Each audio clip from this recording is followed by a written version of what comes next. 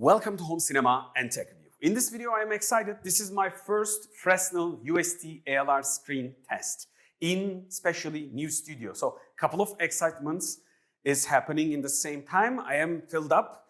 So I'm going to talk a little bit about the new studio. This is the new studio that I gathered around with the Technobiotic team in Turkey, based in Istanbul. So this is going to be like an experience room. People come here and test their own projector and also the setup that already built here like this.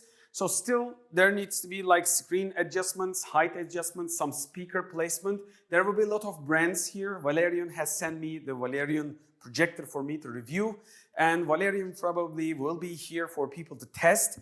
And this is my second studio because I can't test everything in home. My wife starting to hate the idea, moving the furniture. So this is going to be between you and me.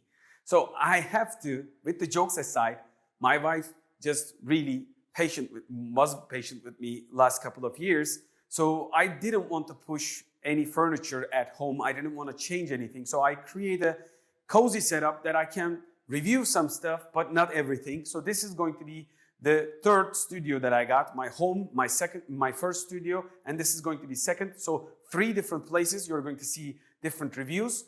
And this is going to be the place, a lot of probably Bluetooth speakers will be placed for people to test. And probably I will review them in the line if they support my channel too, Home Cinema and Tech Review. So this is a Fresnel 100-inch screen with an Epson LS300. First of all, I want to tell you why Fresnel could be your choice or why not. The basic idea of the Fresnel, let me just explain simply. You got a round surface like this. So this is a fixed screen. Normally, you don't find Fresnel material in a motorized way. The reason is the center position is in the middle. So this is not a lenticular style material that people can cut and create different sizes. Optically, there's a center point right here, and it goes round like this. What it does, it actually prevents outside of that half circle completely, maybe not completely, but quite blocked, so it has more ambient light rejection, way more than a regular lenticular 45-degree angle that I use at home.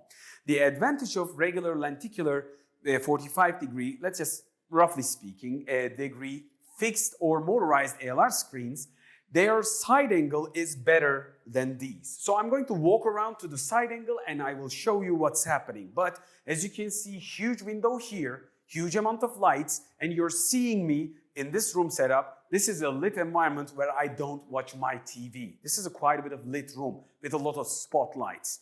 Normally, but you're seeing a great picture with Epson LS300. Right now it's running in the bright mode, so it is kind of like punched out, but it feels like a TV.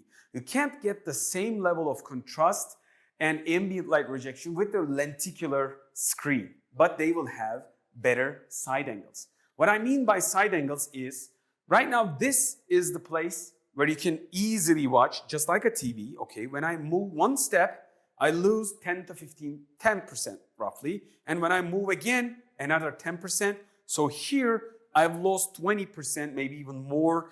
Colors are going pale. So it feels like a VA panel if you're going to watch like this. And I don't think nobody will watch like this. This is a huge screen. So ideal direction is here. And here is not bad, but here is the best. So if you're going to rely on side angles, you can still go lenticular, cheaper version ALR screens. When I say cheaper, of course, professional ALR screen costs. But considering the Fresnel models, they are a little bit cheaper. So the Fresnel's advantage is more ambient light rejection with a little bit of giving away of your side angles. When this is going to be useful, if you have a summer house, if you're going to use it as a TV, couch on the front, just straight on this position where you sit and enjoy the visual like this with your family members, then this becomes a TV even in an extreme lit condition. If you have big windows like this without too much of a sun blocker curtains, or if you don't want to block the sun because it's natural, and I really love the lit environment. Like at night, I love the home cinema setup in a dark room, but in the daytime, I really love to enjoy the sun. I need the sun to come into the house. That's why I prefer Fresnel instead of a lenticular. But daily, I'm using a motorized lenticular screen. One of the things that probably people will ask, you can't find, at least in my opinion, I haven't really seen anything like this on the net. You can't find a motorized Fresnel.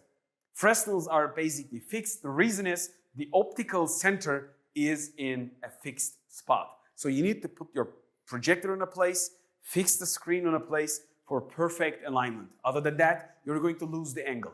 And if you move like this, when I squat like this, I lose a little bit of angle. So if you're going to sit on the ground and use it like a maybe gaming PlayStation console or something, so you might wanna lower your screen in your sitting position. So the side angles and lower angles might not be good as the lenticular, but the picture is good. Let me just walk to show you how good it is on the front side of angles. So this is up front, straight. Let me just correct the angle of the camera, and this is about it. And as you can see me right beside the picture, this is a lit room, and this is literally looking like a TV. Let me just get close, and I'm going to walk to the side angles. Before that, I want to show you this. This picture is amazingly good. And probably people in Istanbul will be able to test their own projectors and different projectors, maybe something around here like this, located here. They will test and see how good the picture is. It really feels like TV. So, without further ado, let's walk and show you the difference of the Fresnel and lenticular, maybe, in that sense, like I explained with words, but let's go from here. This is the straight positioning, and the camera is auto-exposing, but still, this is extremely bright room setup. Still, things are on the way of installation. So let me just walk slowly. We're losing a little bit, but not that much. Yes, we started to lose. And here you feel like a VA panel, okay? This is how the side angles are acting. Let me just go back. Yes, we are catching. Yeah, there we are. So actually, in reality, if you ask me, that's not an angle problem, but some people cares too much of a side angles. Let me just walk like this to show you. Yes, we lost the colors, lost a little bit and a little bit more. But I think these sections are unnecessary angles for a huge picture like this. If you're going to place a 100-inch or 120, you will never go far side than this, in my opinion. But around here, let me just walk around here, and here is a color shifting difference, okay? Let me just walk fast and go like this. There is a bit of difference. It's like 10 to 15 degrees, but when you move like this, you lose the vibrance of the image. Maybe the image is looking similar, but let's just walk. Yes, you clearly get the idea and you know what I'm talking about. So I hope you get enough of information out of this video. And I was really pleased with the picture quality of Fresnel style projector screens. And this was from a dark brand, local brand, that they are developing the products with me. So I probably test the products. They send me with the samples. I attach them to the places and then test the products and tell them the results, would I like it or not. And then they told me, is it possible to continue with this model, kind of like questions back and forth, and they develop with me together with the Home Cinema and Tech Review. I am grateful that I have a chance to create products with brands and at least give my opinions to enhance the process. So Fresnel is a way to go if you're going to use it in a lit environment, big windows, and especially if you have windows right in front of the Fresnel screen. These are matte, and this will probably protect you from TV reflections. So if you're thinking to buy something like a cheap TCL or Hisense 98-inch 4K TV, think again. You can buy something like this with a similar budget. Not same, little expensive for around the world, not in my country, but around the world might be a little expensive than the TV, but it's worth it because you are investing the less than half of the budget, maybe third of the budget to the screen, and the rest could be changeable along the way. You can change your projector much more easier than your TV. You can change your accessories much more easier than the TV. But if you buy a huge TV without breaking it, shipping it somewhere else or selling it is really difficult. So these things have 30,000, 60,000 hours of LED or laser lives, so they are getting better. I am right now using Epson LS650, and you know my channel. Review will be quite soon, hopefully. So this is full HD projector, picturing 4K YouTube video internally, and you can have way better picture with a 4K, much more contrasted projector with this ALR screen setup. So I can't tell you should be going on a direction of Fresnel or lenticular.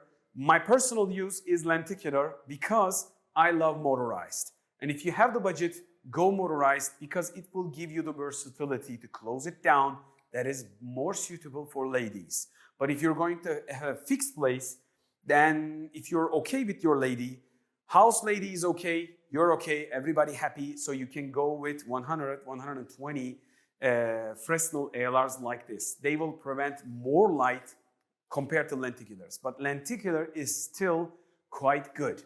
So it's up to you. If you're caring too much of the side angles and no color shifts, you should go lenticular.